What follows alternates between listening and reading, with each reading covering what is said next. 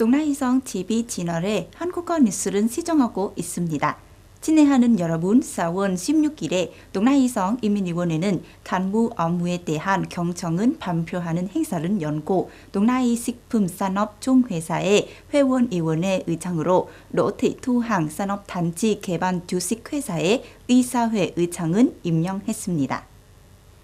동라이성 인민위원회 사무실장 Nguyễn Kim Long 씨는 2024년 4월 16일자 전 39호 견청은 동해 동라이식품산업회사의 회원위원회 의장으로 롯데투항 산업단지 개발 주식회사의 이사회 의장을 임명했습니다. 임기는 2024년 4월 16일부터 5년간입니다. 임무를 수락한 롯데투항 씨는 주어진 임무를 잘 완수하고 내부 단합은 계속하기 위해 계속 노력하겠다고 말했습니다. 지역 경제, 사회 발전에 기여하기 위해 동라이식품산업공단 브랜드 향상 의지를 인지시키겠다고 덧붙였습니다. 동라이성 인민위원회 위원장 권한대행 워턴득 씨는 이날 열린 취임식에서 롯데투항에게 축하 인사를 전하고 32년의 풍부한 경험을 바탕으로 새로운 직책에서도 훌륭한 업적을 거둔 것이라고 기대한다고 밝혔습니다. 또한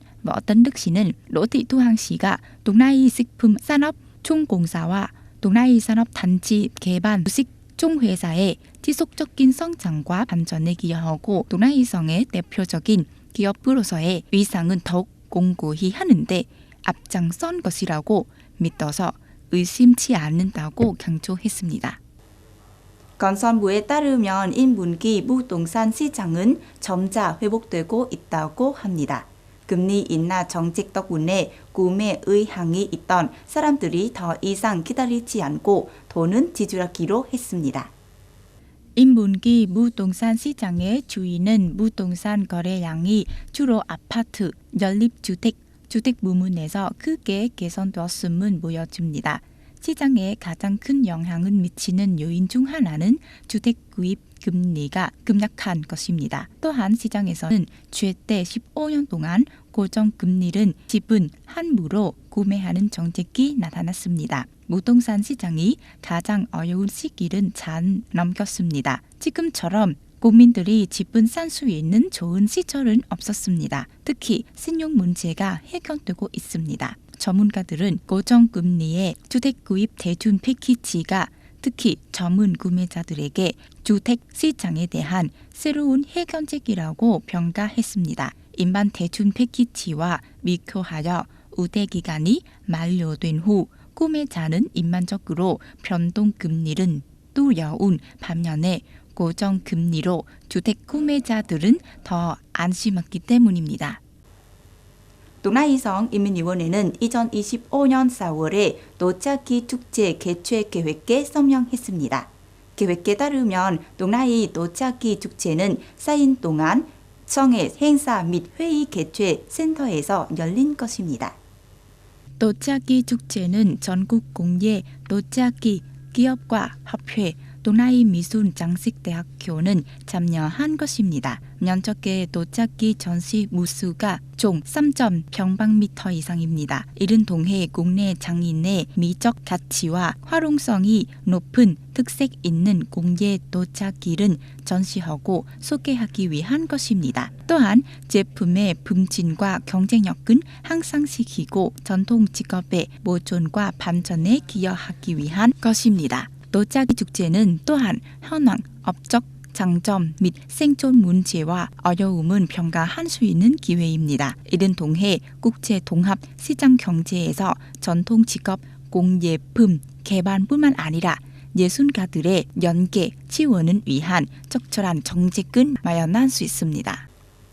한국 외교부는 이 나라와 호주의 고위 외교관들이 4월 16일에 서울에서 회담을 연고 인도 태평양 전략과 다른 일련의 문제에 대한 양자 협력을 촉진하기 위한 공동 협력을 논의했다고 말했습니다. 정평원 외교부 차관보는 이날 호주 외교부에서 전략조정기획팀 부비서관인 엘리 로슨 호주 측 인사를 만났습니다. 양측은 지난해 모평 전투자 공급 본 계획은 재결하면서 군사 및 국방 분야에서 양국 관계가 강화되고 있다는 견해를 밝혔습니다. 지난해 12월 호주 소재 한국형 항공기 엔진 한화그룹의 방산업체 한화 에어로스페이스는 호주에 129대의 레드백 모평 전투차를 판매하는 3조 전억 원, 미화 24억 달러 규모의 협약을 맺었습니다. 회담에서 양측은 또한 이 지역에서 시너지 효과를 내기 위해 인도 태평양 전략에 대해 계속 긴밀히 협력하기로 합의했습니다. 양측은 또 최근 한반도 동향에 대해 논의하면서 핵과 미사일 프로그램과 평양의 러시아와의 군사 협력이 지역과 세계의 평화와 안정에 심각한 위협에 가하고 있다는 점에 주목했습니다. 이란은 러시아 주재 이란 대사관 고무인 후세인 마르키 이스라엘이 계속해서 긴장을 고조시키면 테헤란이 주가 방어 조치를 취한 준비가 되어 있다고 발표했습니다.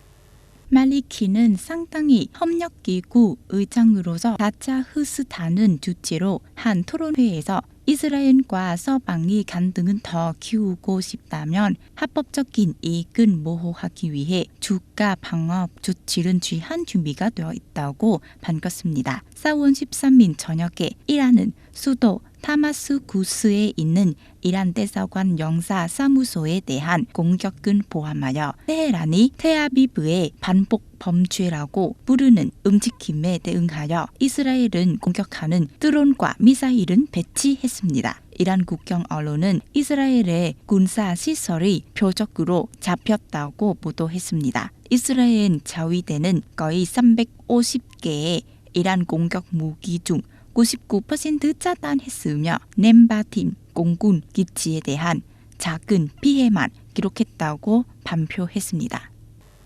동아이성 라디오와 텔레비전 방송국의 방송 채널에 인문어 한국어 뉴스를 시청해 주신 시청자 여러분께 감사드립니다.